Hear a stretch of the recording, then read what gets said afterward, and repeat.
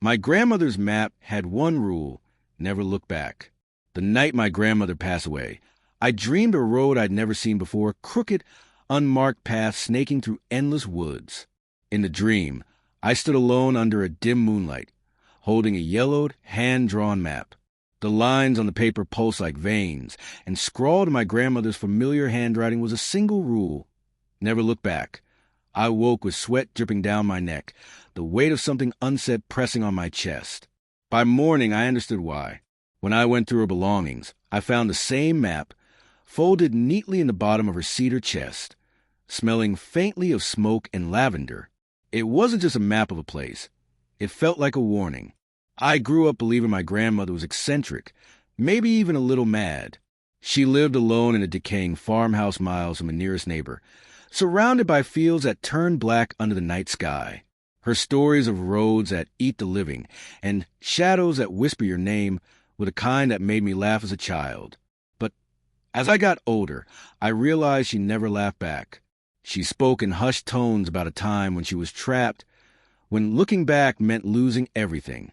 She never elaborated, but she traced the shape of that map on her table, the ink-stained paper trembling under her fingertips. The day after her funeral, I returned to that farmhouse. I told myself I was only there to collect heirlooms, to clean out the space before the house was sold. But I couldn't shake the feeling that the map was waiting for me. As I stood in her kitchen, the walls lined with peeling floral wallpaper, the air heavy with dust and old wood, I unfolded the brittle parchment. The drawing was rough, but the path felt alive. A narrow trail through dense forest, marked with strange symbols and faint excess. There was no legend to explain them, no indication of where it led. Only the warning, never look back. I should have thrown it away, but I didn't. Maybe it was grief, or maybe it was curiosity. Something in me needed to understand, so I decided to follow it. The first point on the map started just beyond the farmhouse's backfield, where an overgrown dirt path began. That night, as the sun sank into a smear of blood-red and purple clouds, I packed a flashlight, my phone, and a bottle of water. The air was thick and silent, the kind of silence that hums in your ears. When I stepped onto that path, the temperature dropped, as though the world beyond the map wasn't quite part of the same reality. The trail wound deeper into the woods, and the trees seemed to crowd closer with every step. Their branches twisted above me like gnarled fingers. I kept checking the map, tracing my progress with the faint glow of my flashlight. Every so often, I'd see the strange markings, scratches on the trees that matched the symbols on the parchment. They looked like claw marks, too sharp and deliberate to be natural. My grandmother's voice echoed in my mind, a whisper from years ago. Don't let the road trick you. It wants to know your fear. After about an hour, I reached the first X. It wasn't a landmark in the traditional sense, just an old wooden signpost, splintered and rotting, its letters erased by time. I stood there, staring at it, and realized I hadn't heard a single sound since I entered the woods. No wind, no rustling leaves, no insects. The silence felt unnatural, as if something was holding its breath, waiting for me to slip. I kept walking. It was at the second X that I began to feel watched. I don't know how else to describe it. It was like the weight of unseen eyes pressing against my spine. I turned instinctively, my flashlight swinging behind me, but the path was empty. Still, the feeling lingered, prickling the back of my neck. I tried to brush it off. Grief makes people see things, right? But I couldn't shake the memory of my grandmother's trembling voice the last time she warned me. If you feel them close, don't look back. Don't give them a face. The path grew darker. Even though the moon should have been high by now, I clicked my phone to check the time. It was only 9 p.m., but the sky was pitch black, as though night had swallowed the world whole. The flashlight flickered once, then steadied, casting long shadows on the uneven ground. That's when I heard it. A soft crunch of leaves, just a few feet behind me. My heart slammed against my ribs. I froze, gripping the map so tightly it nearly tore. The sound came again, slower this time, deliberate.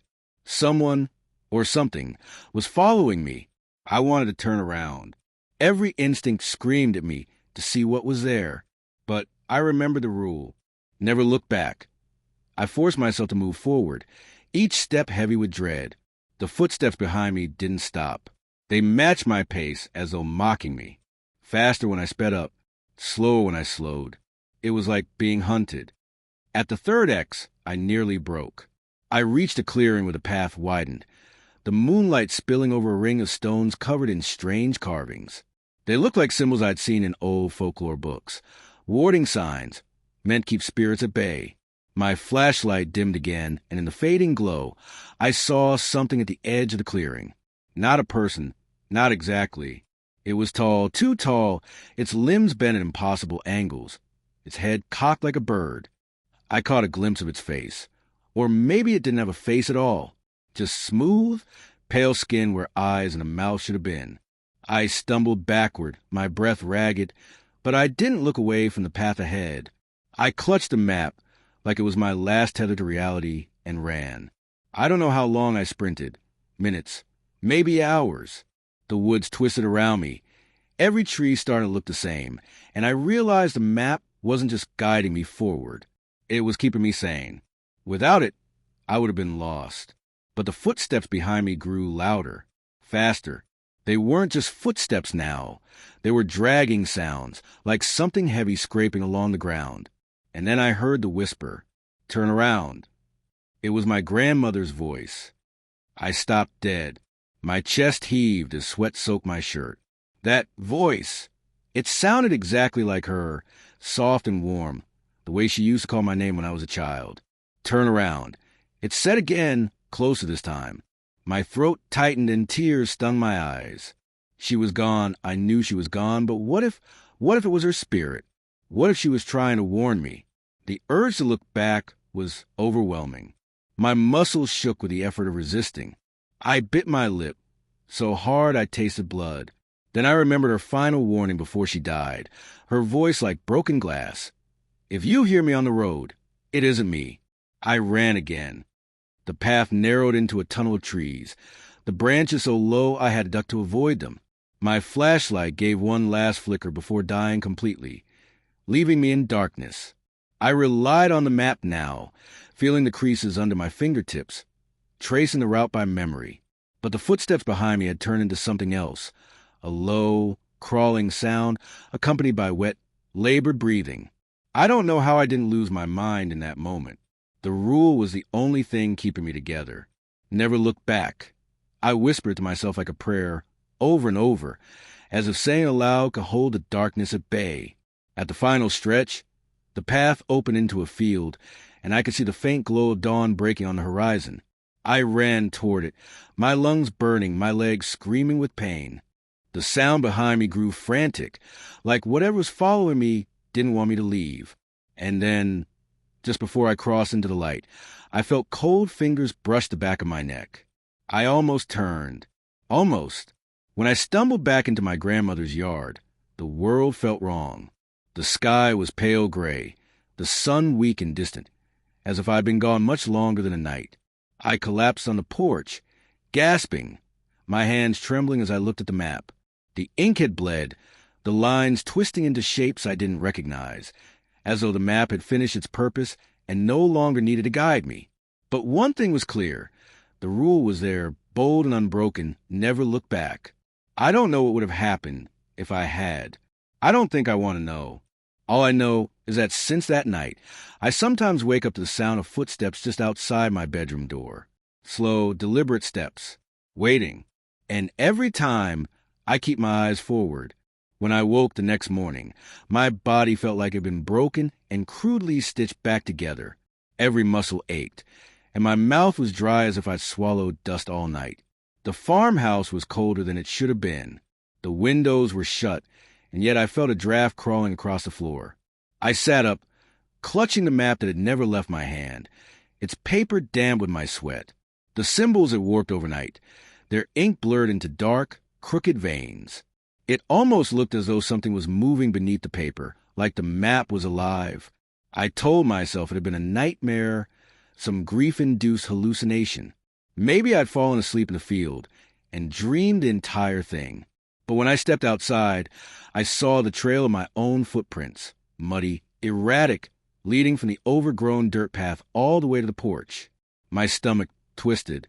It hadn't been a dream. The woods beyond the field were silent, and yet I couldn't shake the feeling that something out there was still watching. I caught myself glancing over my shoulder, but I forced my gaze forward each time. My grandmother's warning replayed in my mind like a broken record. Never look back. I wanted answers. What had she been hiding all these years? What had she seen on this road? Why had she drawn the map? I spent the day going to the farmhouse, searching for clues. Her belongings were scattered and dusty, untouched for years. I found old journals, but most of the pages were torn out, leaving only fragments of thoughts. Asterisk, the woods have mouths. Asterisk, it follows when you break the rule. Asterisk, don't answer when it calls your name. Each sentence felt heavier than the last, like they were warnings she had left behind for someone who would come after her. For me, I didn't know what she meant by mouths, but every time I thought about the faceless thing I saw in the clearing, my chest tightened. Then, tucked inside one of the journals, I found something stranger, a small envelope with my name written in her uneven handwriting. I opened it with trembling hands. Inside was a single note. Asterisk, you will have to finish what I started. Don't let it follow you. The map is the only way to leave. If you hear me, it isn't me. Asterisk, my breath hitched. Finish what she started? What did she mean? And leave what? The more I tried to make sense of it, the more questions clawed at me. I thought about leaving, about packing my things and driving back to the city, but something inside me, something I can't explain, kept me rooted there. It was as though the road itself had reached out and taken hold of me. By evening, I decided I had no choice. I would have to follow the map again. Maybe if I reached the end of the trail, I would understand. Maybe it would tell me why my grandmother had been so haunted, why she had lived in fear her whole life. I set out just before sundown, knowing instinctively that the road didn't want daylight. I wore heavier boots this time, brought a backup flashlight, and tucked a small knife into my jacket pocket. It was pointless. I doubted a blade would help against whatever was out there, but it made me feel slightly less helpless. The woods welcomed me back like I had never left. The trees stood unnaturally still, their shadows stretching far across the ground. I glanced at the map, noticing a new detail I hadn't seen before. Near the final X, a faint scribble had appeared, like it had been drawn overnight. Do not follow the voices. My blood ran cold. I hadn't told anyone about the voice I'd heard last night, my grandmother's voice calling me to turn. How did the map know? I pushed forward, my steps crunching over dry leaves. The air was damp, smelling of rot and something faintly metallic, like blood. The deeper I went, the more the woods changed. The trunks of the trees grew thicker, their bark peeling in strange, spiraling patterns. I swore I could see faces in the knots of the wood, warped expressions of pain and fear, as though the forest itself was alive and suffering. Every few minutes, I'd hear something following me, a branch snapping, leaves shifting, low, dragging sounds. The worst was the breathing, soft, deliberate, just behind me. I wanted to look back so badly that my neck burned from the effort of keeping my gaze forward. I bit the inside of my cheek until I tasted iron, using the pain to keep myself grounded. Then the whisper started. At first, it was faint, almost like wind, but as I kept walking, the sound sharpened into words. Come back. The voice was my mother's this time. I hadn't spoken to her in years, not since the fight that split the family apart. Hearing her voice here, in the middle of the woods, froze me in place. Come back. It repeated, softer this time, coaxing. It's not too late. I miss you. My legs trembled. I wanted to turn around to see her standing there, but I knew it wasn't her. The map burned like fire in my hand, the rule echoing in my head. Never look back. Why are you running from me? The voice asked, growing distorted, almost inhuman. Don't want to see my face? My breath caught in my throat, and I ran. The forest seemed to close in around me, branches clawing at my jacket, roots tangling under my feet. But I didn't stop. I couldn't stop. After what felt like hours, I reached the next clearing. This one was different. The air was heavy, almost suffocating, and the ground was soft, like it had been freshly dug. At the center of the clearing stood an old wooden bench, rotting and overgrown with moss. There was something carved into the seat, words scratched in desperation. Looking back equals taken. I sank onto the bench, my legs shaking, trying to catch my breath. The woods were quiet again, but I didn't trust it. Silence out here was never a good sign. I pulled out the map to see where I was, and my stomach dropped. The path had changed. The lines had shifted while I wasn't looking, twisting into new shapes, as though the forest itself was rearranging. And then I heard it, the footsteps, slow, heavy, approaching. I clutched the knife in my pocket, though I doubted it would do any good. My flashlight flickered, and in that dim, trembling light, I saw something moving between the trees. Not walking, crawling. Its limbs were long and bent, its movements jerky and unnatural. I froze, my heart pounding so hard I thought I'd pass out. It stopped just beyond the clearing, its body silhouetted against the dark. I couldn't see its face, but I could feel its gaze burning through me. Turn around, it whispered. This time, the voice was my own. Something inside me snapped. I stood and ran, my breath tearing through my lungs. The path behind me shook with the sound of its pursuit, branches cracking, leaves crunching. I could feel it gaining on me, its presence like a shadow draped over my shoulders. But I didn't look back. Not once. When I finally stumbled out of the woods and into my grandmother's yard, dawn was breaking again. My clothes were shredded, my hands scratched and bleeding, and my boots were coated in black mud that stank of decay. I slammed the door of the farmhouse shut behind me, pressing my back against it as I tried to breathe. I looked down at the map. The words "never look back" were now underlined 3 times, the ink darker and fresher than before. Something told me the rule had just saved my life, but I also knew the road wasn't done with me. I could still hear footsteps on the porch, faint and deliberate. Whatever followed me hadn't left.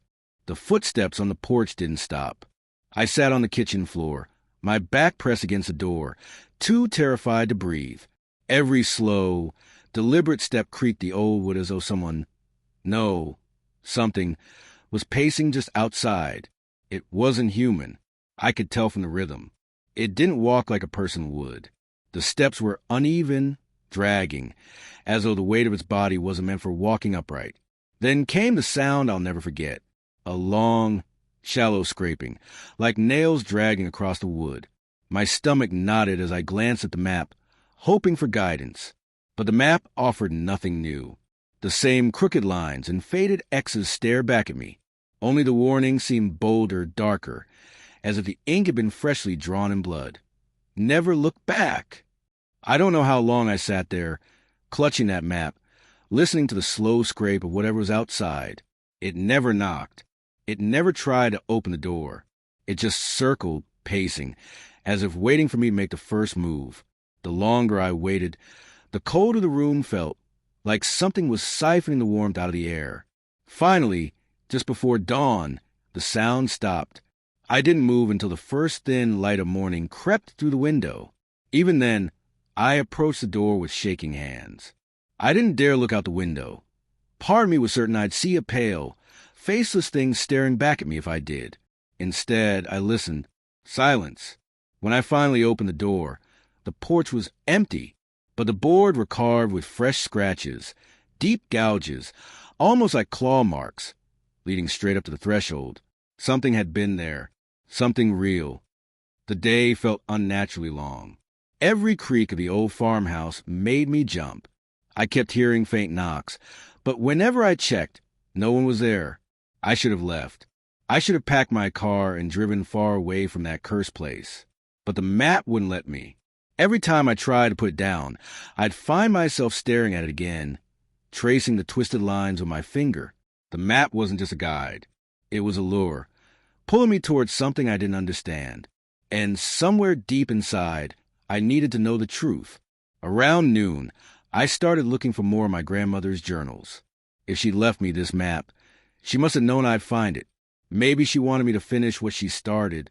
I searched through every drawer, every box, until I found something hidden in a false panel behind her old wardrobe, a small, leather-bound book that reeked of smoke. The cover was cracked and brittle, but the pages inside were filled with her cramped handwriting. The first entry chilled me to the bone. Asterisk, the map isn't a place. It's a door. Once you step onto the path, it remembers you. It will call to you until you finish it, or it takes you. Looking back is how it claims you. The things you see behind you aren't real. They're the echoes of the path trying to lure you in. Asterisk. Further down, another entry read, asterisk, I made it to the 5th X once. I saw it. I heard my mother calling me, but it wasn't her. I ran. It followed me home. It always follows you home. Asterisk. The last page was worse. Asterisk. I can't outrun it anymore. I see it in the fields at night, watching me from the tree line. I'm too old to keep walking the path. If it calls for me again, I might turn. If I do, I'm sorry. I can only hope someone will finish this. Someone stronger than me. Asterisk. I dropped the journal, my heart hammering. She had known this thing would come for her, and still she left a map for me. Why me? That night, the footsteps returned. They started just after sunset, slow and deliberate, circling the house. I sat at the kitchen table, clutching my grandmother's knife in one hand and the map in the other, my flashlight on the table. Then the voice started. Let me in. It wasn't a knock. It wasn't a shout. It was a whisper, barely audible, but I heard it clear as day. Let me in. It said again, softer. This time, it sounded like my grandmother. I bit down on my lip, hard enough to taste blood. I knew it wasn't her. I knew. But hearing her voice, so real, so close, made me want to cry. Please. It's cold out here. Open the door. I pressed my back against the chair, my body shaking. Then came a sound like nails raking across the wood, slow and deliberate, dragging along the walls of the house. I ran to the window, heart pounding, but I didn't look out. I couldn't. Instead, I pulled the curtains tight and tried to ignore the sound. But ignoring it didn't help. By midnight, the voice had changed. It wasn't my grandmother anymore. It was me. Let me in, it whispered in my own voice, distorted and wet, like someone was speaking through water. I'm cold. I'm tired. Let me in. I backed into the hallway, every hair on my body standing on end. Something about hearing my own voice outside, pleading, was worse than any nightmare I'd ever had. I gripped the map, trying to steady my breathing. Then the scraping stopped. Silence fell. I waited. 10 minutes. 20. The house was so quiet that I could hear my own heartbeat. Then, slowly, I heard the back door creak. I didn't remember leaving the back door unlocked. I crept to the kitchen, knife in hand, my breath coming in shallow gasps. The door stood wide open, swinging gently in the breeze. Something had been inside. My flashlight beam caught the muddy prints on the kitchen floor. They weren't human. They were long, clawed impressions, wet and glistening as though they had come from something freshly born out of the earth. They led across the kitchen and into the hallway. I wanted to run. I wanted to get in my car and drive until the world behind me disappeared. But I couldn't, not with it inside the house. So I followed the prints. They led to my grandmother's bedroom. The door was ajar. The smell hit me first, a foul stench of rotting wood and wet soil mixed with something metallic. Blood. I pushed the door open with the tip of the knife, my flashlight trembling in my other hand. At first, I saw nothing, just the sagging bed and the wardrobe. Then, in the corner of the room, I saw it crouching. It was tall, impossibly thin, its limbs bent like broken branches. Its head turned slowly toward me, and I saw that it didn't have a face, just smooth, pale skin stretched too tight. I froze. My breath stopped. The thing stood, unfolding like an insect stretching its legs. Then it spoke. Turn around, it whispered in my voice. I stumbled backward, slamming the door, my heart screaming inside my chest. I didn't wait to see if it followed. I ran out of the house, into the yard, the cold night air burning my lungs. I didn't stop running until I reached the edge of the woods. And then I realized where I was. The path. The map was still in my hand. The line seemed to pulse under my grip, urging me forward. I understood now. The thing in the house wasn't going to stop. It would follow me until I finished this. I looked at the first X on the map. The path was waiting for me, just as it had the night before. With no other choice, I stepped onto it. The woods swallowed me instantly. It was darker than before, as though the night had thickened, and the silence pressed against my ears like cotton. I tried to keep my flashlight steady, but my hand wouldn't stop shaking. The first X came quicker this time, as though the path knew I'd walked it before. The old signpost stood there, splintered and silent. I touched it, and for just a moment, the wood was warm, pulsing faintly like a heartbeat. I jerked my hand away, bile rising in my throat. The road wasn't just alive, it was watching me. The deeper I went, the more I felt it behind me.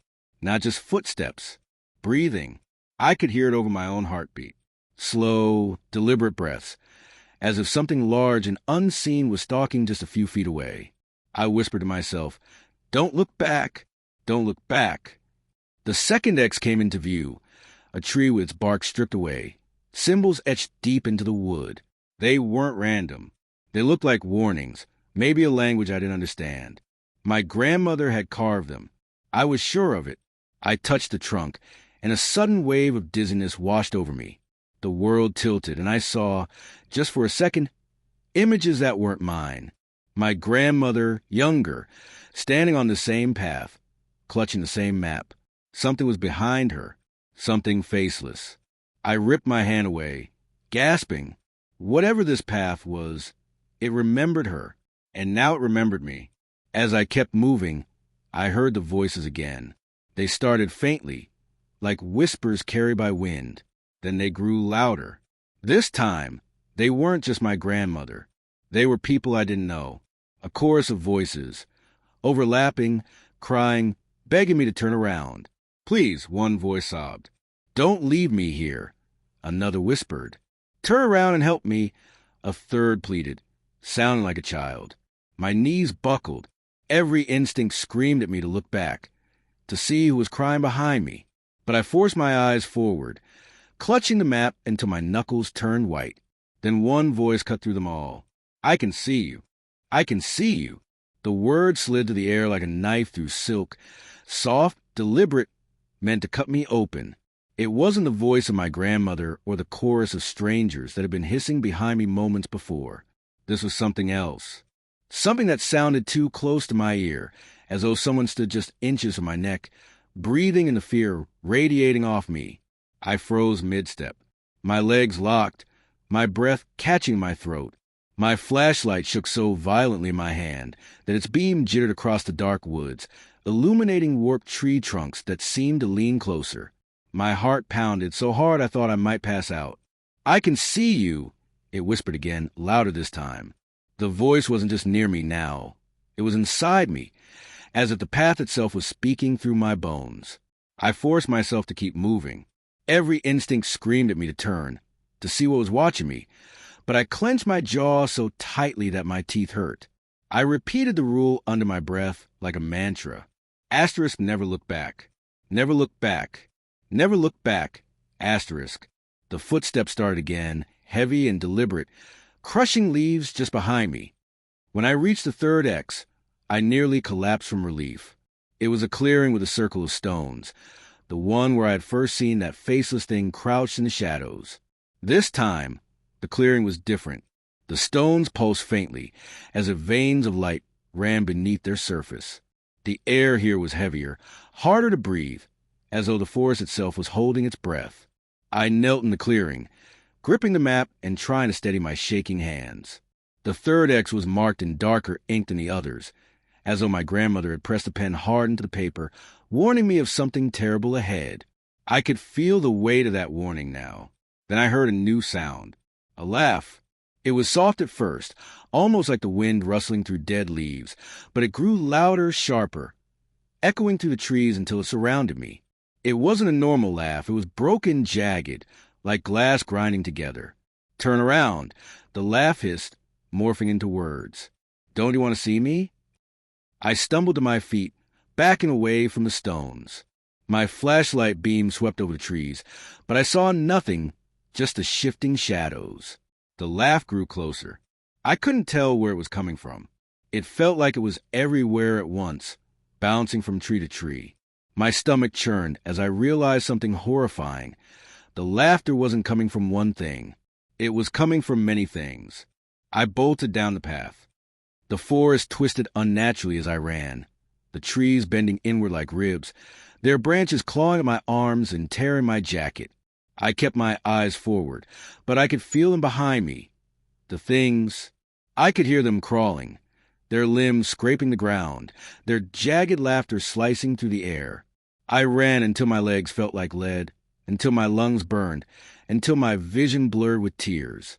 I wanted to collapse, to curl into a ball and let them take me, but the map pulled me forward like an invisible string.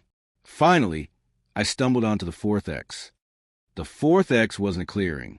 It was an old wooden bridge spanning a black, stagnant river. The wood creaked under my weight, and the water below reflected nothing. Not the moon, not my flashlight beam, nothing. It was as though I was looking into a void. Something about that bridge made my skin crawl. It felt wrong, like stepping onto it meant crossing into another reality. As I inched forward, I heard the voice again. "You can't finish this," it whispered, mocking now. She didn't finish. You won't either. I froze. My flashlight beam quivered over the planks of the bridge, catching on strange carvings etched into the wood. Symbols like the ones I'd seen on the trees. Some looked like eyes. Others looked like open mouths. "You look back," it said. "They always do." I gripped the knife in my pocket, the handle slick with sweat. "No," I muttered through clenched teeth. "I won't." But even as I said it, my resolve wavered. The footsteps behind me were closer now, faster, no longer trying to hide. Whatever was following me was coming across the bridge. The wood groaned under the weight of something far heavier than me. I ran. The planks cracked beneath my boots. But I didn't stop. I didn't dare stop. I reached the end of the bridge and collapsed onto the dirt path, gasping for air. Behind me, the wood creaked and splintered, but I didn't look back. When I finally got to my feet, I realized something horrifying. The map had changed again. The fifth X wasn't where it had been before. The lines twisted and shifted as I stared at them, and I realized the path wasn't fixed. It was alive, moving as if trying to trap me.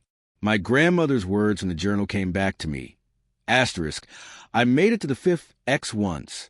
I saw it. I heard my mother calling me, but it wasn't her.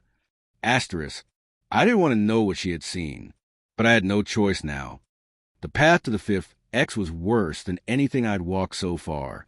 The trees grew so close together that I had to squeeze between them, their bark rough and wet like skin. The ground squelched under my boots, soft and spongy, as though I was walking on something rotten.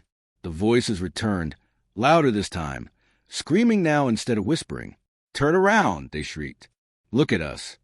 I bit down on my lip until I tasted blood, focusing on the map, on the faint lines that guided me forward. Then I felt a hand. It wasn't my imagination. I felt it, cold, bony fingers brushing against the back of my neck. I almost broke.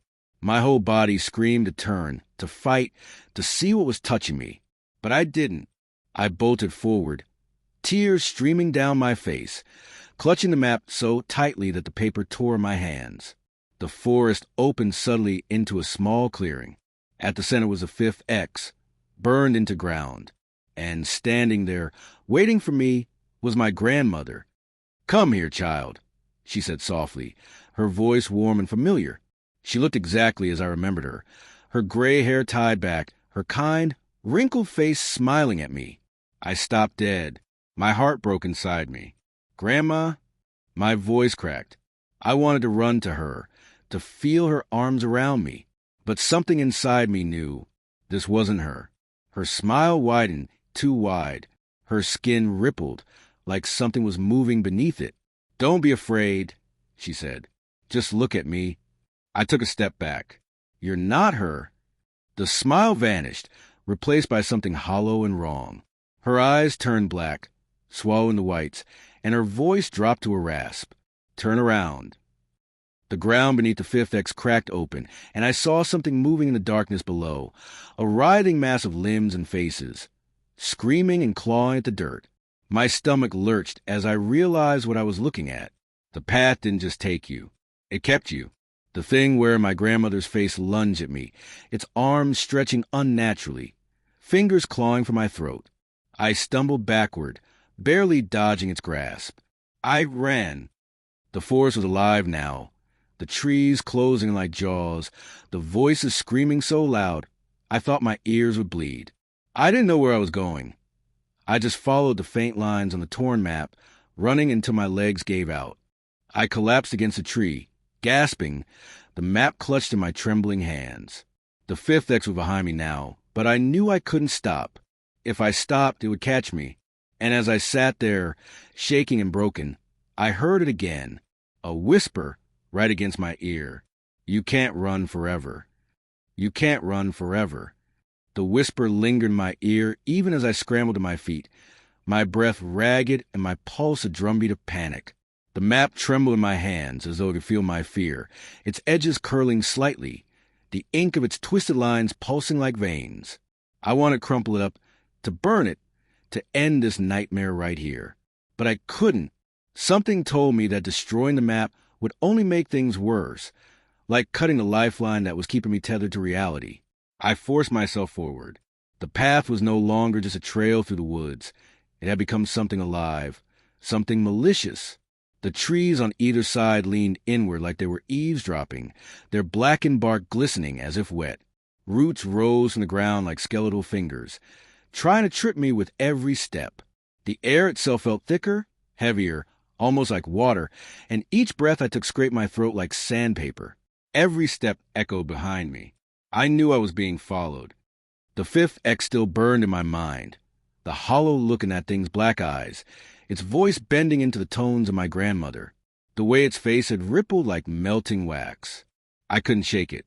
No matter how hard I tried, I could still hear the wet tearing of its skin as it smiled too wide. I stared at the map again, hoping for some sign of where the next X would lead. It looked different now. The lines were shifting before my eyes, twisting in unnatural patterns. It was like watching worms writhing beneath thin skin. A new path had appeared, a fork I didn't remember seeing before, and it wasn't clear which route would lead to safety. I took the right-hand trail, my gut screaming at me that left would be worse. Not long after, I began to notice the changes. The forest wasn't a forest anymore. The trees were wrong, too uniform, as though the world around me was being copied and pasted like a bad memory.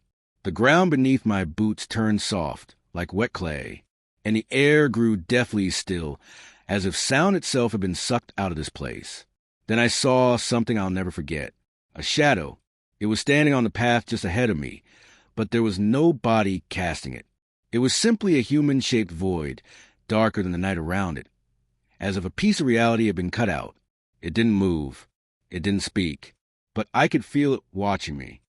I slowed, my breath hitching. My grandmother's voice echoed in my head. Asterisk, don't let the road trick you.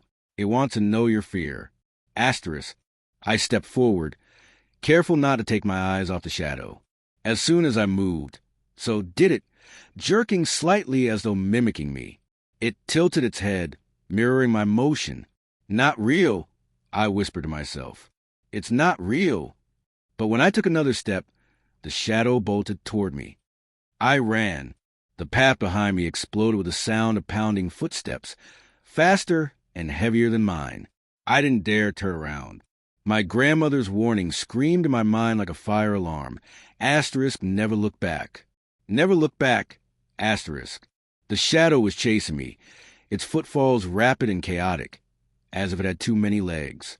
I stumbled, tripping over an exposed root, and barely caught myself before hitting the ground. My flashlight swung wildly, its beam slicing through the dark, illuminating glimpses of faces in the bark. Faces screaming silently. I didn't stop until the sound behind me faded, swallowed by the unnatural quiet. When I finally slowed, I saw the sixth X. It wasn't like the others. It wasn't on the ground or on a tree. It was floating in the air, glowing faintly like embers. I reached for it with trembling hands, unsure of what I was supposed to do. The moment my fingers brushed the light, the entire world shifted. The ground beneath me dissolved. The trees folded inward like paper crumpling. The path collapsed into blackness. And then I wasn't in the forest anymore. I was back at my grandmother's farmhouse. For a split second, relief flooded through me until I realized something was wrong. The house was too quiet, too still. The air smelled of rot and dust, stronger than before. "Hello?" I called out, my voice echoing unnaturally. The sound didn't just echo. It came back distorted, as though something else had whispered my words right behind me. I turned my gaze forward, refusing to look behind me, and walked into the kitchen. Everything looked the same, but off. The colors were dull, washed out. The windows showed no outside world, just blackness, like someone had painted over the glass. I moved down the hallway, my flashlight beam shaking. The photos on the walls had changed. The old family portraits were still there, but the faces were gone, erased, leaving behind only blurred silhouettes. My grandmother's portrait, the one she always kept by the front door, had a face now, but it wasn't hers. The thing in the photo had hollow black eyes and a stretched grin, its teeth jagged and too many in number. I stumbled backward, my stomach twisting. The hallway seemed to stretch longer as I moved, the doors multiplying. I knew this wasn't real. The map was playing tricks on me, but I couldn't find a way out. Then I heard the footsteps again, slow, deliberate, coming from the end of the hallway. "Don't run from me," a voice crooned, soft and mocking. I clutched the map. The lines were shifting again, the ink crawling like black worms. A new X appeared, right at the end of the hallway, past the thing I knew was coming for me. "Keep moving," I whispered to myself. Forward, always forward. The footsteps grew louder. Something tall and hunched turned the corner. Its body scraped the ceiling, bending at impossible angles, its pale limbs dragging along the floor. Its face, or lack of it, was worse than before. No eyes, no mouth, just smooth, stretched skin, like something had forgotten how to make a human face.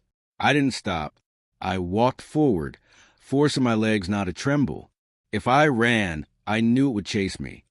As I passed it, the thing tilted its head, leaning so close I could feel the cold radiating off its skin.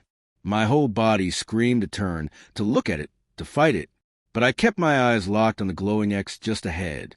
The thing whispered, in a voice that sounded like mine, "You'll never leave." I walked through the X. The hallway vanished. I was back in the woods again, gasping for breath. The path ahead stretched farther than I could see, fading into mist. I checked the map. It now had 7 X's marked. I'd passed 6. Just one more, I told myself. Just one more. But the 7th X was drawn in red. The deeper I went, the stranger the woods became. The trees began to bleed, thick black sap dripping from their trunks, staining the ground. Faces formed in the bark, mouths opening and closing soundlessly. I tried not to look at them, focusing only on the path. Then, out of nowhere, I heard laughter. Not one voice, hundreds. The trees were laughing. "Turn around," they hissed. "Look at what follows you." I clenched the map, so hard it tore, my pulse racing. I didn't look back. When I reached the 7th X, I knew I had made a mistake. The ground here wasn't solid. It was soft and wet, like walking on raw flesh. The X was carved into a mound of dirt, and something was moving beneath it. I could see the earth shifting, bulging as though something was trying to crawl out. Then the ground split. A hand shot out, gray and skeletal, its nails black and curling. Another hand followed, clawing at the air, and then a face emerged. It was mine. It was mine. The face pushing through the dirt was my own, pale, gaunt, and twisted, like a corpse dragged up from the grave. Its dead eyes locked on me with a hunger I didn't understand. My breath caught, and for a moment I couldn't move. It smiled then, a sick, broken version of my smile, the corners of its mouth tearing slightly as if the skin had forgotten how to stretch that far. "Help me." It croaked in my voice, but slower, like something mimicking human speech. Its tone carried something foul beneath it, like a low growl hidden under the words. I stumbled backward, gripping the map so tightly that my knuckles turned white. "You're not me," I muttered, but my voice trembled. The doppelganger's grin widened, revealing blackened, jagged teeth where mine should have been straight. It crawled further out of the ground, its hands clawing at the wet, pulpy earth, its body jerking in unnatural, insect-like motions. "Don't leave me behind," it rasped, its voice splitting into layers, my voice, my grandmother's voice, and something deeper, guttural, almost animalistic. The map pulsed in my hands, as if alive. A new line stretched beyond the 7th X, glowing faintly in the dark, urging me forward. But the doppelganger was blocking the path, its body slowly unfolding, towering over me like a twisted marionette. Then it said something that froze my blood. "Turn around." The words were soft, almost pleading, but I knew their meaning. I knew that if I turned my back on it, even for a moment, it would take me. I backed away, every nerve in my body screaming. The thing mirrored me, its movements jerky, as if it wasn't sure how to control its body. "Don't go forward," it hissed. "Stay with me. You're safer here." I forced myself to step closer, knife trembling in my hand. "You're not real," I whispered, though a part of me wasn't sure. It tilted its head at me like a curious animal, then lunged. I barely rolled out of the way in time, scrambling to my feet as its clawed hands dug into the earth where I had been standing. The sound was sickening, wet soil and cracking roots, like bone snapping. I ran, bolting past a mound, my flashlight swinging wildly as I followed the glowing line on the map. I didn't dare look back. Not once. Behind me, I could hear it screaming, a warped, horrible sound that was equal parts my voice and something else entirely. The forest grew worse the deeper I ran. The trees weren't trees anymore. They were pillars of black flesh, their bark peeled away to reveal something pulsating underneath. Faces shifted in and out of their surface, eyes rolling, mouths opening in silent screams.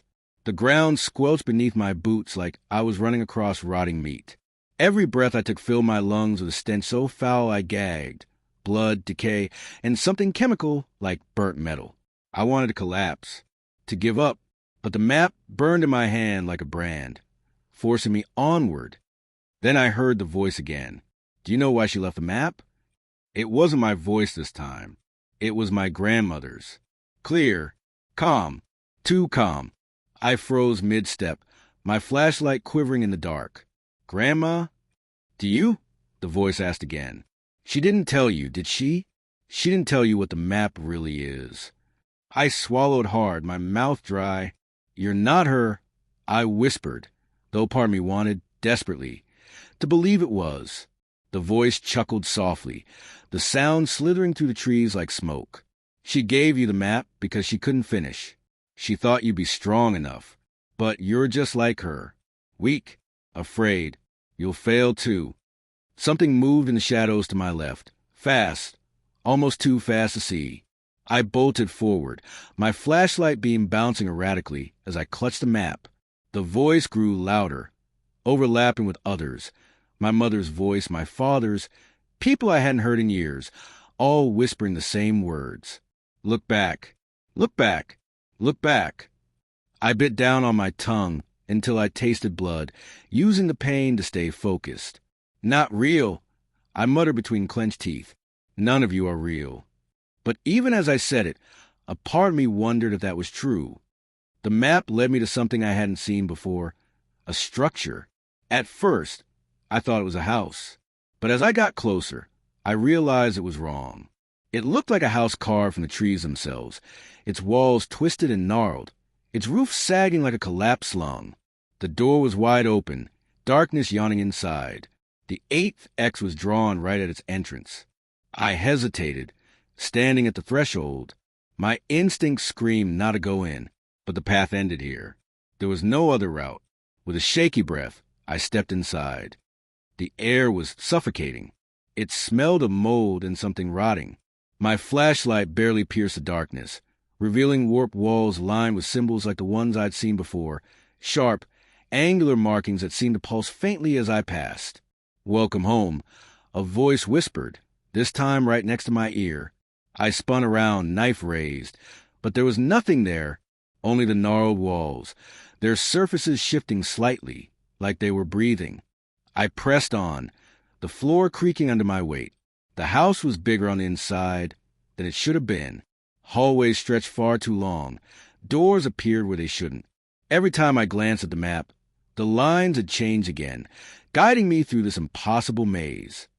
Then I found the room. It was small and circular, with no windows.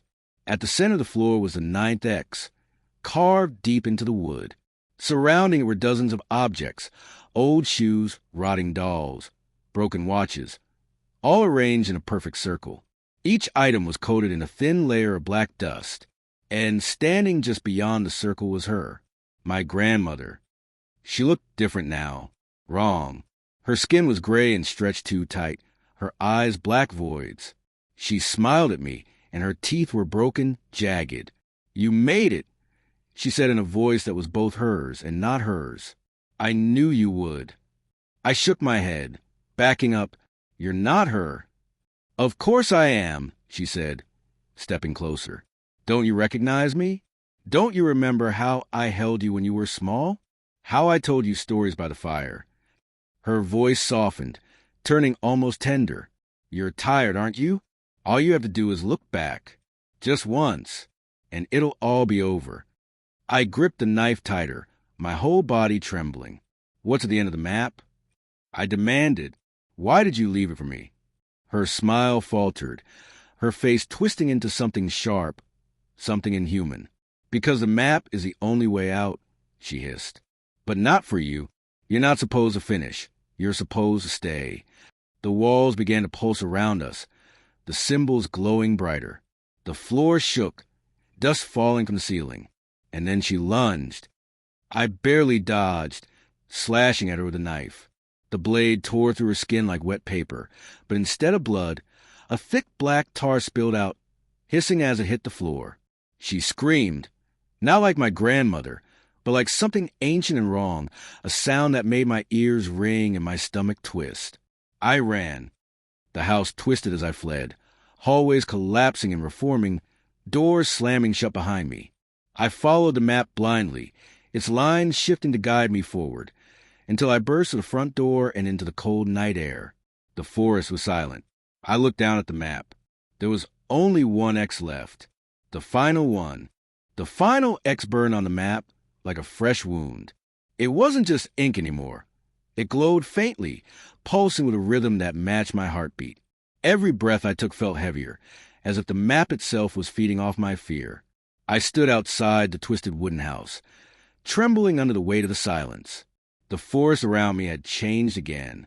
It was no longer a forest of trees, but of figures, shapes that looked like people, standing motionless in the darkness, their outlines blurred as though they weren't entirely solid. Each figure faced away from me. I knew, without any doubt, that if one of them turned around, I would see something I would never recover from. I forced myself to focus on the map. The path leading to the final X was longer than any I had walked before, winding in unnatural loops as though it didn't want to reach the end. I started walking. Every step I took, the figures shifted slightly, like they were breathing. The sound of leaves crunching under my boots felt deafening in the otherwise oppressive quiet. I clutched my flashlight and knife, my only anchors in this nightmare. Halfway down the path, the whisper started again. "You're almost there," they said in unison, hundreds of voices overlapping. "Just look back. Just once. It's all it takes." I bit my lip until I tasted blood, refusing to listen. But the voices weren't content with whispering. They changed into people I knew. First, my mother's voice. "Please, honey, just look back. It's me. I need you." Then my father. "Don't you trust us? You're walking the wrong way. Turn around." Then my grandmother again, soft and coaxing. "I'm right behind you, dear. I've missed you so much. Don't you want to see me one last time?" Tears welled in my eyes. The voices were so real, so full of love and desperation, that every instinct screamed to turn around, just for a second. But I remembered the rule. Never look back. I kept going, my breath coming in sharp, ragged gasps.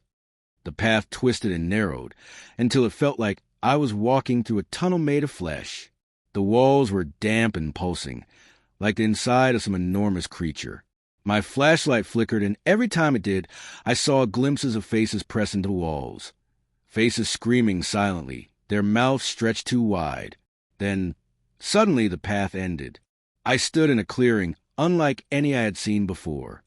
The final X was carved into the earth, deep and wide, as if someone had dug their nails into the ground. Around it were bones, human bones, scattered like the remnants of people who had come before me. In the center of the X stood a door. It wasn't attached to any building.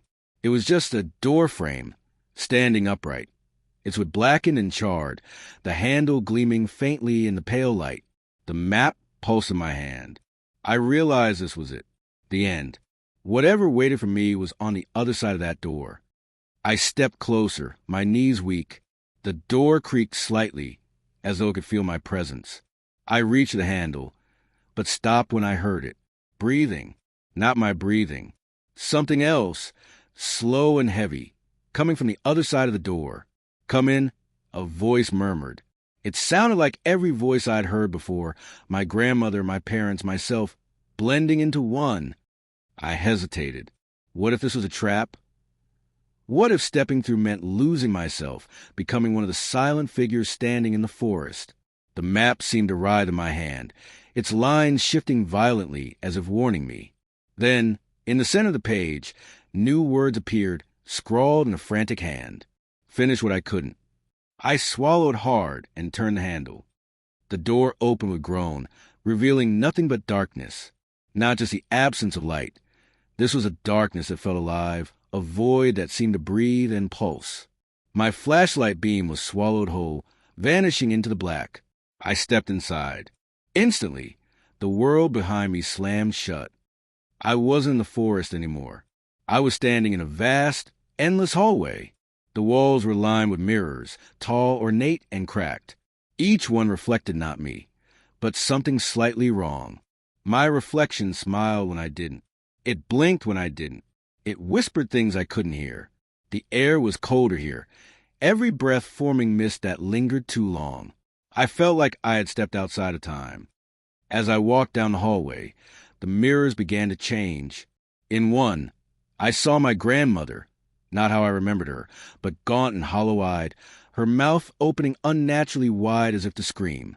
In another, I saw myself, but older, my skin pale and cracked, black veins crawling up my neck. In the third, I saw something I couldn't comprehend. A shape, tall and thin, with too many limbs, its face a smooth void. It stood behind me in the reflection, though when I turned, the hallway was empty. The whispers grew louder. "Don't fight it," they hissed. "This is where you belong." I reached the end of the hallway and found another door. Unlike the first, this one was covered in scratches, deep claw marks that had gouged the wood. Something had tried desperately to get out or keep me from going in. The map burned hot in my hand. I knew I had to go through. When I opened the door, I found myself in a room I recognized. My grandmother's kitchen. At least, that's what it looked like at first.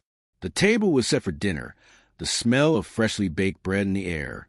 But as I stepped closer, I saw that the bread was black with mold, and the plates were filled with rotting meat crawling with maggots. Sitting at the table was my grandmother. She looked just as she had when she was alive. Smiling, her hands folded neatly in front of her. "You made it, dear," she said warmly. I froze. "You're not real," I whispered, though my voice shook. Her smile widened. "I'm as real as you want me to be. This is the end of the path. You can rest now. Just look back." Her words made my blood run cold. I shook my head. No. The warmth in her face vanished. Her skin began to peel, curling back like burning paper, revealing the black, faceless thing beneath. It rose from the chair, its limbs stretching unnaturally, its head tilting like a predator. "You can't run from me," it rasped. "You're mine now." The walls of the kitchen began to melt, dripping like wax. The ceiling collapsed into blackness. I clutched the map, realizing with sudden clarity that this was a final test. The map wasn't just leading me forward. It was forcing me to face whatever this thing was. If I looked back, I'd be trapped here just like my grandmother. So I ran. The creature followed, its footsteps echoing like thunder. I ran to the melting house, down hallways that twisted and shifted like a maze, always keeping my eyes forward. Every doorway I passed opened into scenes from my past. My childhood bedroom, my high school hallway, my first apartment. But they were all wrong, distorted, dripping with shadows. The voices screamed behind me. Look back! I didn't. I burst through the final door and fell to my knees in the forest. The final X glowed on the ground before me, burning like fire. I knew I had to stand in it. I stepped into the X. The ground trembled. The forest screamed. The black void that chased me surged forward, slamming against an invisible barrier around the X, howling in rage. Then everything went white. When I opened my eyes, I was standing at the edge of my grandmother's farmhouse. The sun was rising. The woods looked normal. The map in my hand was blank. For a moment, I thought I was safe. But then I heard it. A whisper. Faint, but there. Don't look back. The sunrise should have felt like freedom, but it didn't. It was pale and cold, painting the farmhouse in muted shades of gray. I stood at the edge of the woods, my legs shaking, the blank map clutched in my hand. My chest rose and fell with uneven breaths, my mind still reeling from what I'd just endured. The map was smooth and empty now. No paths, no excess, no frantic warnings. But the paper pulsed faintly beneath my fingertips, as though it were alive, as though it was waiting for something. The whisper returned, barely audible over the rustling wind. Don't look back. I froze, every muscle tensing. The woods were silent behind me. The farmhouse creaked with age, the same sound I'd heard 1,000 times before, but now every noise felt calculated, purposeful. I took one step toward the house, but the whisper grew louder. Don't look back. I quickened my pace. My boots crunched over the frosted grass, the wooden porch groaning under my weight as I pushed open the farmhouse door. The smell of the place hit me, musty and sharp, mixed with a faint scent of burnt wood. I dropped the map on the kitchen table and collapsed into a chair. My hands wouldn't stop trembling. My mind kept replaying that last moment. Standing inside the glowing final X, the black thing clawing at me, the white light swallowing everything. Was I out? Was I truly free? The whisper seemed to think otherwise. The sound of something shifting came from down the hallway. I froze. Slowly, I turned my head toward the sound. It was coming from my grandmother's bedroom, the one she had always kept locked. A slow, dragging scrape, like we're being pulled across the floor. I stood, gripping the edge of the table for balance, and picked up the knife I had left on the counter. My flashlight was nearly dead, but I switched it on anyway, its beam sputtering weakly as I moved down the hall. The door to my grandmother's room was open. It had never been open before. The room was dark, the curtains drawn. Dust floated through the air, illuminated by the flashlight's trembling beam. Everything was just as I remembered. The wooden bed frame, the dresser covered in lace doilies, the smell of lavender still faint in the air. But on the floor, in the center of the room, was a trail of black footprints. They weren't muddy or wet. They were just black, pure, deep black, like someone had stepped in tar that wasn't this world. The footprints led from the bed to the far corner of the room, where the wallpaper begun to peel, revealing a patch of wood beneath. Something was behind that wall. My heart pounded as I followed the trail, my boots creaking softly on the floorboards. I reached the corner and pressed my hand against the peeling wallpaper. It felt warm, almost feverish. Then I heard it, a faint scratching sound, like nails dragging against the other side of the wall. Don't look back, the whisper said again, but this time it sounded like it came from inside the wall. I stumbled backward, gripping the knife. My eyes darted to the bed. On the pillow, half buried in dust, was my grandmother's old journal, the one she'd kept hidden. I lunged for it, brushing off the grime and opening it with shaking hands. The pages were brittle, yellowed with age. Most of the writing was faded, but some passages were darker, etched deep into the paper as if she had pressed hard with a pen. One line, written over and over again, sent chills racing down my spine. The map never ends. The path changes. Never look back. I flipped through the journal, frantic for answers. On the last page, there was a drawing, a crude sketch of the woods, the excess, and the strange door I had walked through. Beneath it, she had scrawled a message that looked like it had been written in haste. When you finish, it begins again. The map chooses who walks next. The paper beneath my hand suddenly twitched. I looked down. The blank map I had dropped on the table was no longer blank.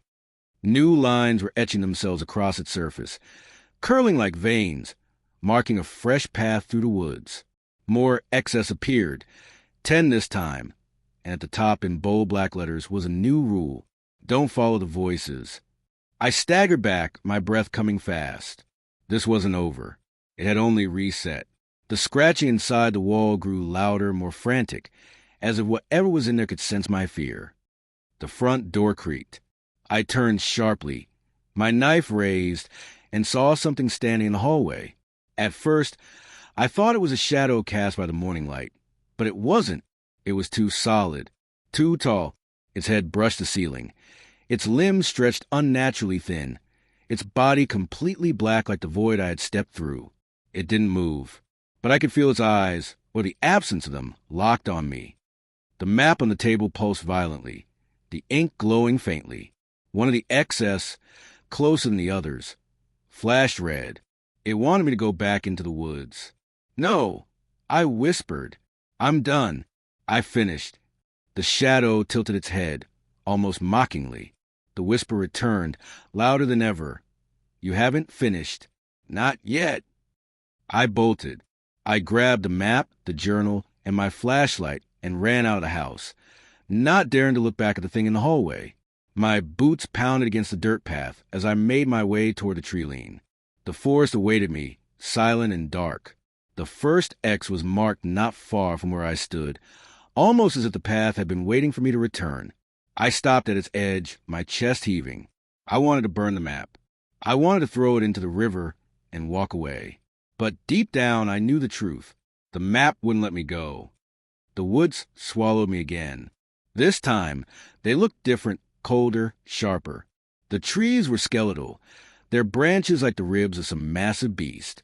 The path wound unnaturally, twisting in tight circles before straightening again. Every few steps, I heard whispers. They weren't just behind me now.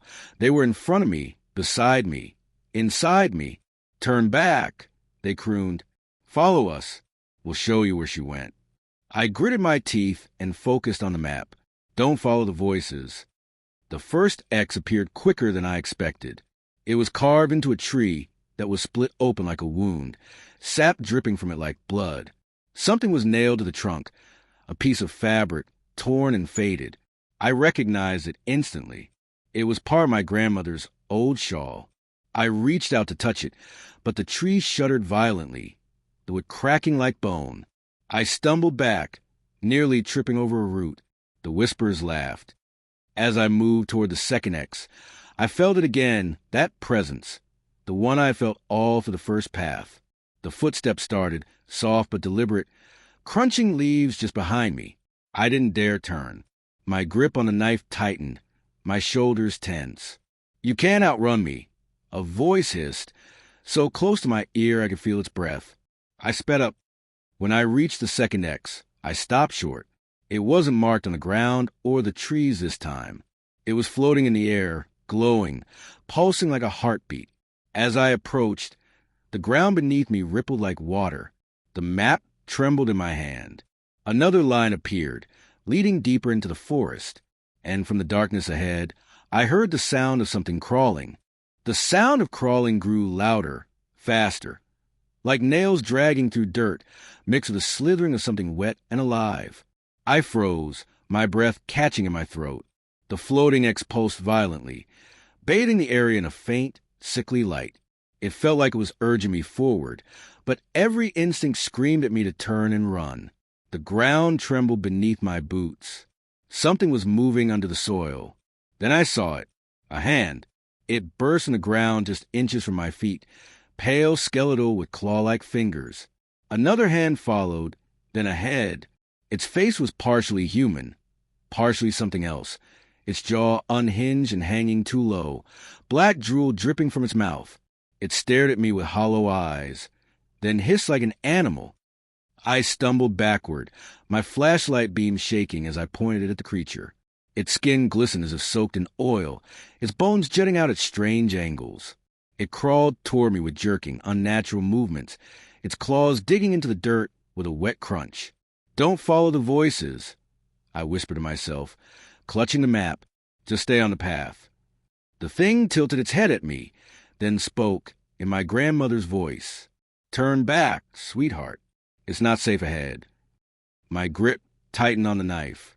"You're not her," I said, though my voice cracked with fear. It grinned, its jaw snapping back into place with a sickening pop. She didn't finish. "Neither will you." Then it lunged. I barely sidestepped, the blade of my knife slashing across its arm. A foul black substance sprayed from the wound, sizzling as it hit the ground.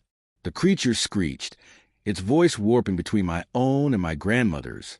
I bolted forward, straight through the floating X, the map in one hand and my knife in the other.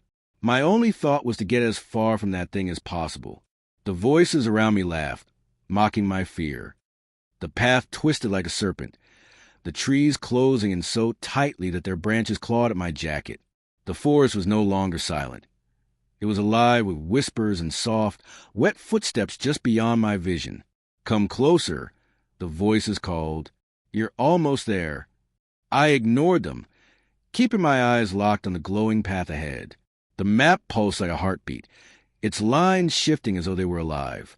The third X was coming up, and I dreaded what I'd find there. When I reached it, I stopped dead. The X was carved into a tree. But the tree wasn't just a tree anymore.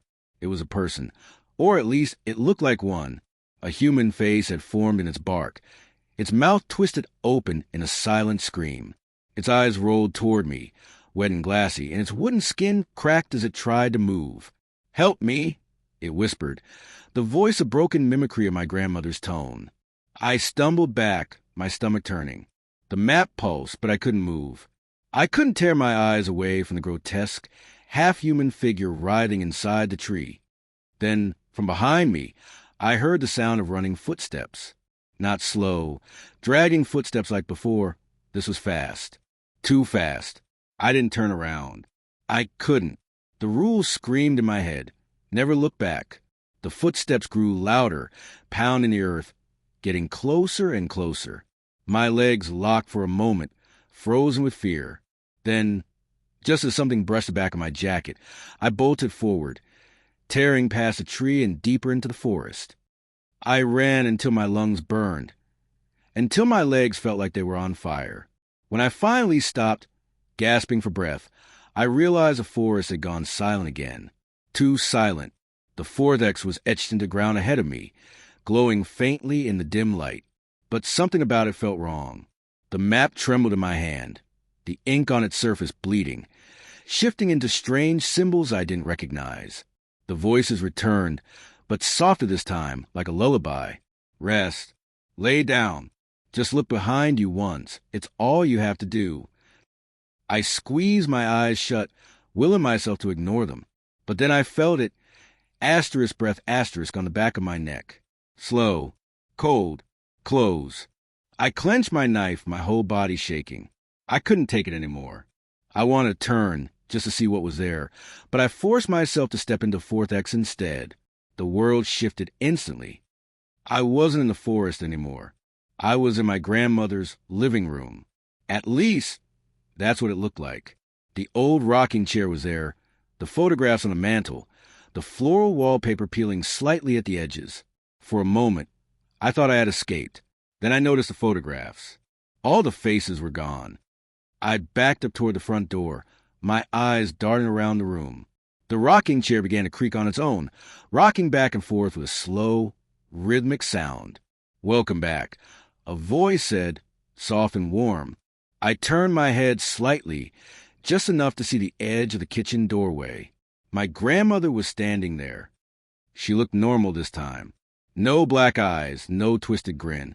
Just her, smiling gently, her hands folded in front of her apron. "You don't have to keep running," she said. "You've done enough. Sit with me. Rest." Tears stung my eyes. I wanted to believe it was her. I wanted to run to her, to let her hold me the way she used to when I was scared. But deep down, I knew better. "You're not real," I whispered. Her smile faltered. The skin on her face began to ripple, sliding off like melting wax. Her eyes went black, her teeth too sharp. "You'll never finish," she hissed. The walls of the house began to melt, dripping like black tar. The floor sank beneath me, and I was falling into a pit of darkness. When I hit the ground, I was back in the forest. My body ached from the impact, my clothes soaked with mud. The fifth X was ahead of me, glowing like a beacon. But this time, something blocked the path. A figure. It was me, not the corpse-like doppelganger I'd seen before. This was me.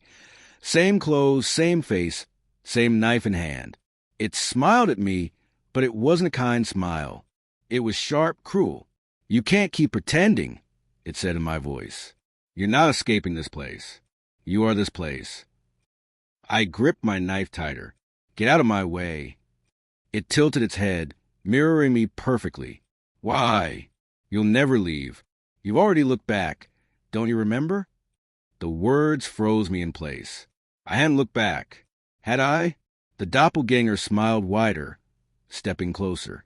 "You don't even know what's real anymore." The map burned in my hand, the final excess glowing like fire. I knew I had to keep moving, no matter what. I lunged at the figure. It didn't move. The blade of my knife passed through it like smoke. The figure vanished, and in its place was something far worse. A tall, black shape, its limbs stretching too far, its head nearly touching the treetops. No face, no features, just darkness. It leaned down, its formless face inches from mine, and whispered, "Look back. Look back." The words vibrated through the trees, sinking into my bones like ice. The dark shape loomed over me, its presence heavier than the night sky. Every instinct screamed to obey, to turn and see what waited behind me. But I forced my feet to move. The map pulsed violently in my hand, its surface hot like burning paper. The sixth X was glowing ahead, etched into a twisted tree that resembled a spine. Its bark peeled away like flesh, and something inside it pulsed, faintly alive. I stumbled forward, my breath ragged. "Just one more step," I whispered to myself, my voice trembling. "Just keep going." But with every step, the forest changed.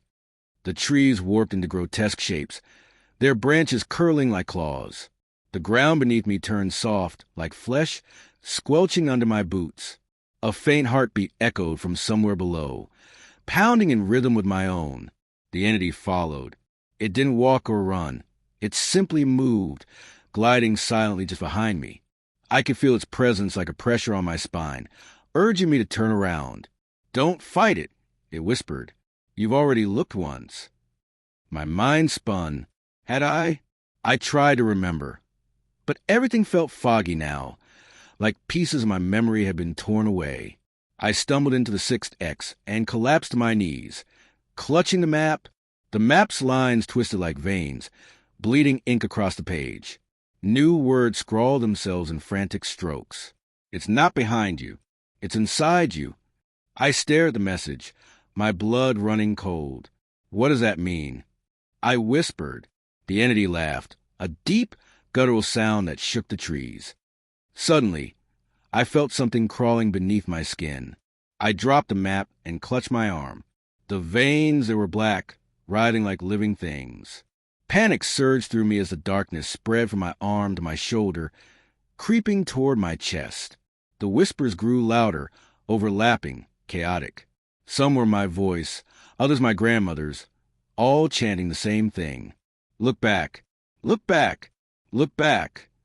I grabbed my knife, slashing at my own skin, desperate to cut out whatever was inside me. But the blade just sank into flesh that didn't bleed. It oozed black tar, hissing like acid as it hit the ground.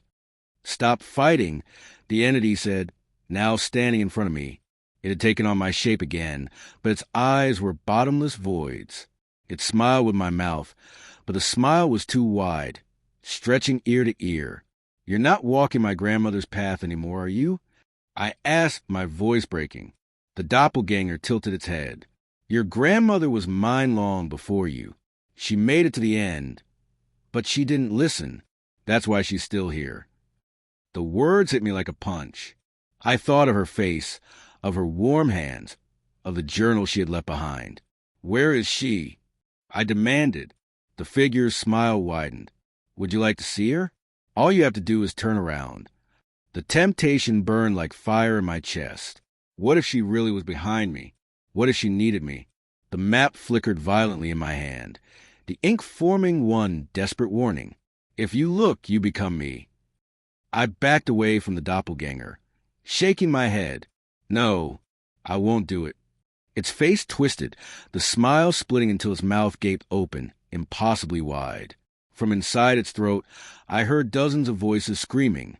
Men, women, children, all crying for help. "You can't leave," it said in a chorus of voices. "Not unless you see what's following you." The forest shifted again, the trees closing in until the path was just wide enough for me to squeeze through.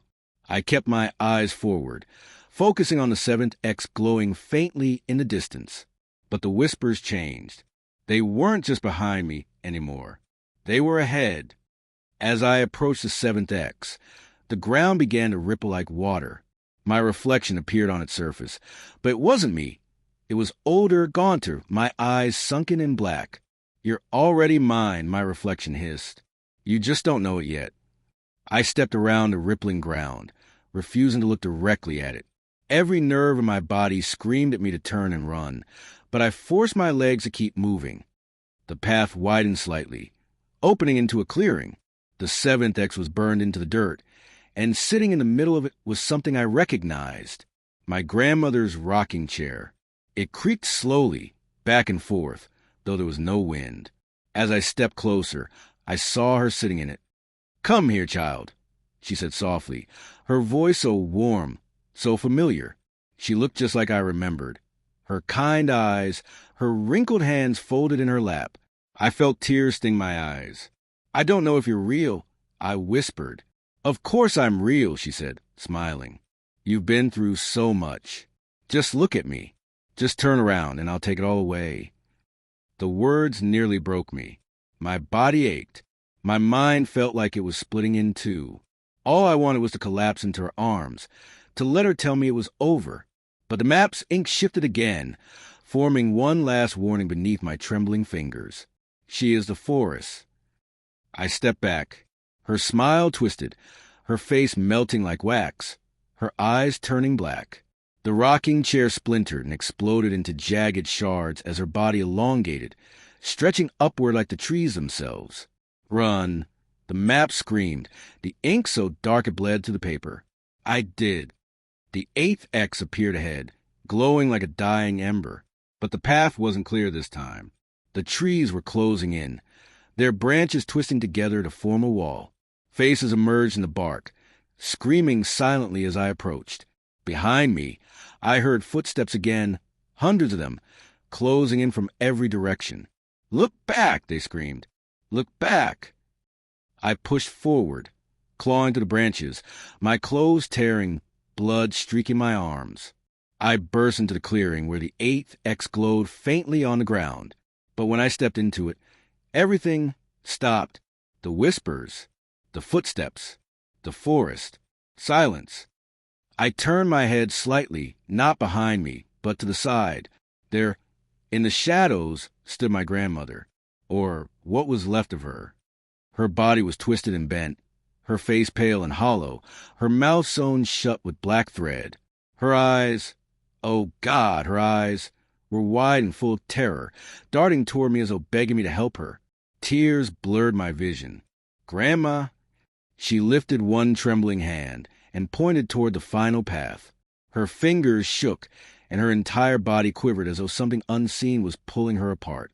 Then, without warning, she was yanked backward into the dark, screaming silently as she vanished. The ninth X glowed in the distance, but I could barely see it through the tears in my eyes. My legs felt like lead as I stumbled toward it. Every step was harder now. The forest didn't just feel alive, it was alive. The ground pulsed beneath my feet.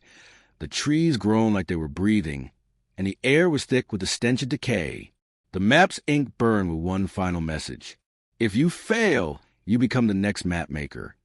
The forest's heartbeat grew louder with every step, thundering beneath my feet as if the ground itself was alive and watching me. My breath came in shallow bursts, and I clutched the map so tightly that the paper crumpled under my fingers. Its ink glowed with feverish intensity, the lines twisting and rearranging themselves into something I didn't fully understand. Ahead, the ninth X burned like a brand, etched deep into the earth. It wasn't just a mark anymore. It was a hole, dark and yawning, as though the ground had been clawed open by something desperate to escape. I stopped a few feet away, my legs trembling. The whispers swelled. "You're almost there," they murmured. "But you'll never leave. Not like she did. Not like any of them did." The hole began to pulse, a faint glow seeping from its depths. Something moved inside. I knelt down, my heart pounding so hard I thought my ribs would crack. A hand shot out, small, frail, and familiar. "Grandma?" The hand twitched, its skin pale and papery. I grabbed it instinctively, but the moment I touched it, pain shot through me like lightning. The hand wasn't hers. It wasn't even human anymore. It curled around my wrist, its grip like iron, black veins spreading from its touch. I screamed and yanked my arm back, tearing free just as the thing inside the hole rose up.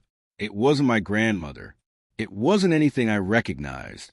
It was a mass of faces, dozens of them, stitched together with black threads, their mouths opening and closing in silent screams. Some I recognized, neighbors, old family friends, people who had vanished years ago. All of them stared at me with hollow, lifeless eyes. "You're next," they hissed in unison, their voices grinding like broken glass. I stumbled back, nearly tripping over a root. The map writhed in my hand, its surface boiling with ink. A new line etched itself across the page, pointing beyond the ninth X, toward the 10th and final mark. I didn't want to go forward, but I couldn't go back, not with that thing behind me. I ran. The forest closed in, the trees bending toward me as if trying to trap me between their skeletal branches. I heard footsteps again, hundreds of them, matching my own pace. But this time, they weren't just behind me. They were all around me. I burst into another clearing, panting, my chest on fire. The 10th X was there, carved into ground with such force that the dirt around it was cracked and broken. But unlike the others, this one wasn't empty. Something waited there.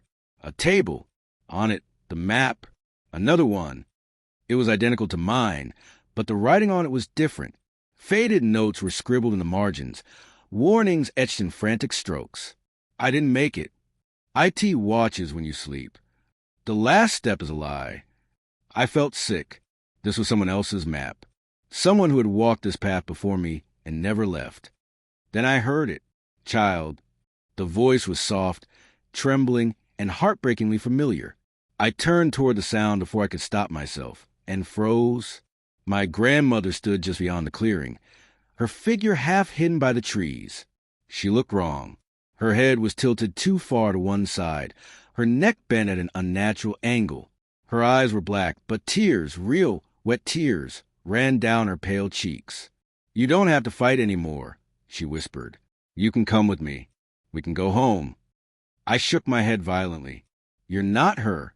You're not my grandmother." Her smile was sad. "Then why do I remember you? Why do I remember holding you when you cried? Why do I remember the sound of your voice?" The doubt hit me like a punch to the gut. I wanted to believe her so badly. My hand trembled over the map, my knife clutched weakly in the other. The trees shifted and I saw them, asterisk faces. Asterisk. Dozens of faces staring from a bark. My grandmother's face among them, her lips stitched shut, her eyes wide with terror. She shook her head slowly, violently, as if warning me. The thing pretending to be her smiled wider, its mouth splitting to reveal rows of black teeth. Just look back, it hissed, its voice cracking into 1,000 others. I ran for the 10th X. The ground beneath it opened like a wound as I stepped into it. The forest screamed, a deafening sound that rattled my bones. The map in my hand caught fire, burning with black flames that didn't hurt but seared the air around me. Then everything stopped. I was standing in a white void. No trees, no sky, no ground. Just endless, blinding white. In front of me stood the entity. No disguise now, just its true form, a towering shape of shifting shadows, its face a blank canvas of darkness, its limbs stretching and curling like smoke. "You finished the path," it said, its voice a chorus of every whisper I had heard. "Now you choose." "Choose what?" I asked, my voice barely audible. It gestured the map, now hovering in front of me, its pages unburned and alive with glowing ink. 2 paths had formed. One led back through the horrors I'd faced, back to the farmhouse, to the world I knew. The other led somewhere deeper, somewhere I couldn't see. "Go back," the entity said, "and you take her place. The map needs a guide, someone to call the next walker." My stomach dropped. Or you follow the 2nd path," it hissed, "and you stay here, forever, with me." I stared at the map, my hand shaking. If I went back, I'd become like my grandmother, trapped between the world and this nightmare, forced to lure others here to take my place. But if I stayed, I'd never see home again. "Why me?" I whispered. "Why any of this?" The entity tilted its head, its voice softening. "Because you look back long ago. You don't remember it, but you did. You've been mine since the day you first found that map." Tears streamed down my face. I thought of my grandmother's journal, of her warnings, of the life she had lost to this cursed thing. I didn't want to be like her. I didn't want to be trapped. But I couldn't let it win, either. "I'm not choosing either," I said. The entity paused, its shape shifting violently, like smoke caught in a storm. "There is no other way." I gripped the burning map with both hands, ignoring the pain as it scorched my skin. "Then I'll end it." Before it could react, I tore the map in half. The void shook.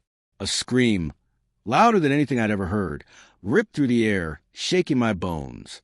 The entity thrashed, its form unraveling like smoke in the wind. The white void cracked, splintering into shards of black and gray. "You fool," it roared. "Without the map, there is no path. There is no end." "I don't care," I shouted, tearing to pieces again and again until nothing was left but ash. The world collapsed. I felt myself falling, tumbling through darkness, the screams of the forest and the faces and the voices fading into nothing. For a moment, I thought I had died. Then I woke up. I was in my grandmother's kitchen. The sun streamed through the window. The smell of coffee filled the air. For a moment, I dared to hope. Maybe I'd escaped. Maybe it had all been a nightmare. Then I saw it.